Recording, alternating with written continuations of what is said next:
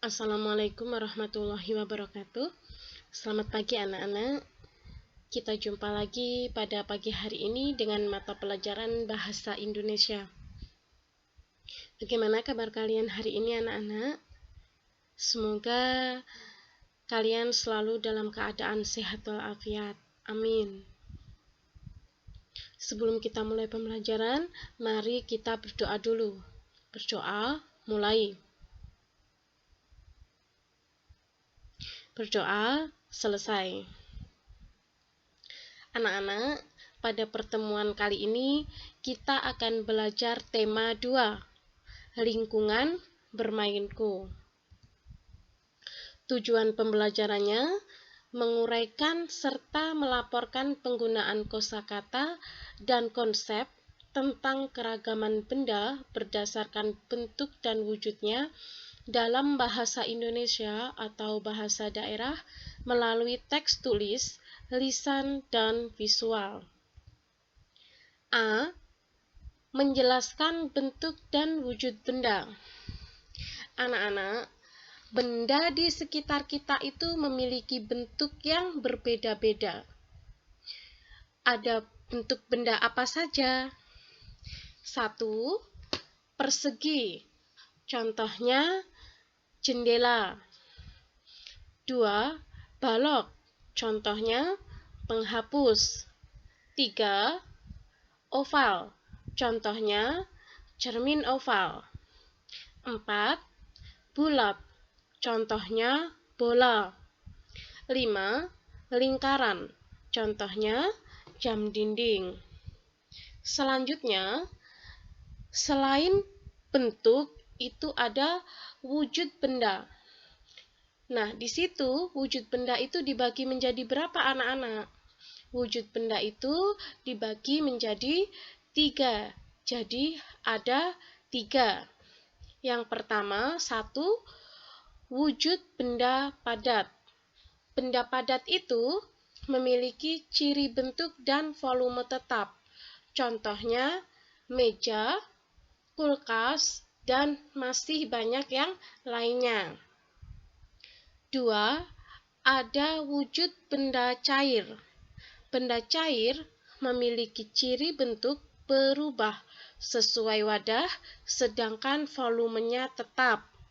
Contohnya apa? Misalkan air minum dalam cangkir. Itu bentuknya berubah sesuai wadah, tetapi volumenya tetap. Contohnya lagi, sirup dalam botol, dan lain-lain. Yang ketiga, wujud benda gas. Benda gas memiliki ciri bentuk dan volumenya berubah-ubah. Contohnya, udara dalam balon, dan lain sebagainya. Selanjutnya, wujud suatu benda itu dapat dijelaskan berdasarkan ciri-cirinya yang meliputi apa saja? 1. Bentuk benda. 2. Warna benda. 3. Bahan pembuat benda. 4. Permukaan benda. 5. Fungsi benda. Kalian perhatikan contoh penjelasan benda-benda berikut. Di samping itu ada benda apa anak-anak? Nah, di situ ada sebuah meja. Dan di situ sudah dijelaskan sesuai bentuk benda, warna benda, wujud benda, dan kegunaan benda. Benda di samping adalah meja. Meja itu berwarna coklat. Bentuk permukaannya persegi panjang. Meja terbuat dari kayu. Meja adalah benda padat. Meja berguna untuk meletakkan benda. Contoh yang lainnya ada kulkas. Nah, kulkas disebut juga apa? Lemari pendingin. Kulkas berbentuk persegi panjang. Warna benda ini adalah merah. Kulkas digunakan untuk mendinginkan dan menyimpan makanan agar tidak mudah busuk. Selanjutnya, ada gambar apa anak-anak? Nah, di situ ada gambar kompor. Benda di samping adalah kompor. Kompor ini berwarna hitam. Benda ini berada di dapur. Kompor digunakan untuk memasak makanan.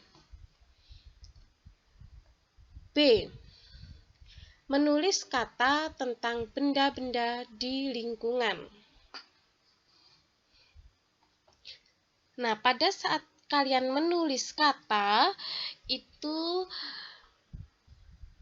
saat menulis tentang benda-benda, kamu bisa menulisnya dalam bentuk, warna, ukuran, wujud permukaannya, kegunaan atau rasa dari benda tersebut. Jadi hampir sama dengan penjelasan yang A ya anak-anak. Selanjutnya, di situ misalkan ada sebuah gambar akuarium.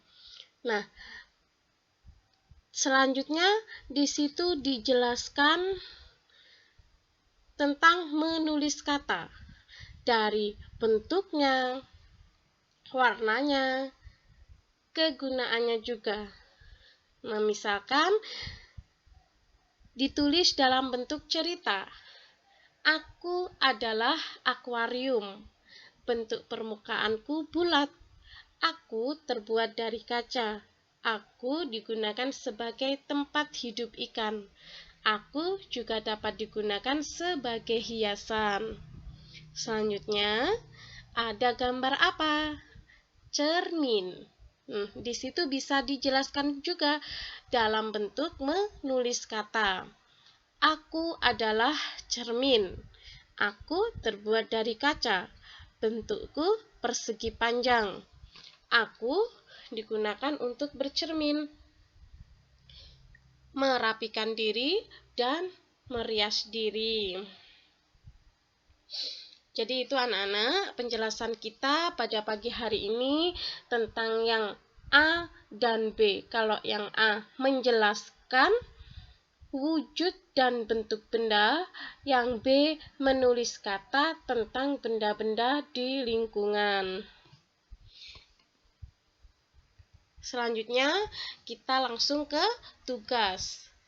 Tugasnya nanti sebutkan 5 benda-benda yang ada di lingkungan rumah serta jelaskan bentuk benda, warna, dan kegunaannya sesuai benda yang disebutkan. Saya ulangi lagi ya anak-anak. Tugasnya nanti sebutkan 5 benda-benda yang ada di lingkungan rumah serta jelaskan bentuk benda, warna, dan kegunaannya sesuai benda yang disebutkan. Sudah jelas semua ya anak-anak? Sebelum kita akhiri pembelajaran pada pagi hari ini, mari kita baca hamdalah bersama-sama. Alhamdulillahirabbil alamin. Semoga pembelajaran pada pagi hari ini bermanfaat. Sampai jumpa lagi di pertemuan selanjutnya. Wassalamualaikum warahmatullahi wabarakatuh.